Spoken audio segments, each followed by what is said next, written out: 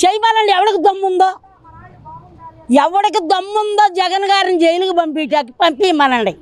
వీళ్ళు ముగ్గురు భూమి మీద నడుస్తారేమో చూద్దాం. ఇలా బతుకులేంటో ఏం లేదండి. ఇదంతా దొంగ నాటకాలు.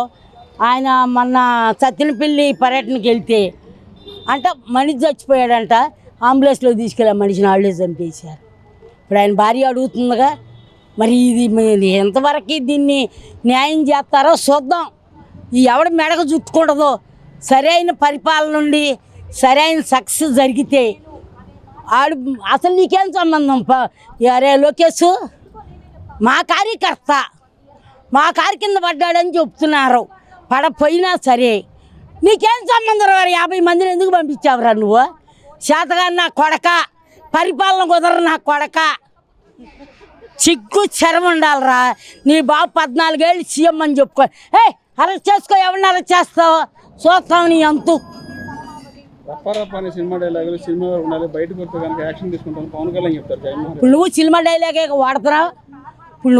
సినిమా డైలాగ్ వాడుతున్నావు. జగన్ ఎట్టొస్తాడు 2019లో అంటున్నావు, 29లో నువ్వెవడో రాని పట్టకి. ఆ సినిమా డైలాగ్ కాదా? నువ్వు ఎలా వాడావు సినిమా డైలాగు? అంటే నువ్వు చేస్తే ఒక న్యాయం, ఊరోళ్ళు చేస్తే ఒక న్యాయం.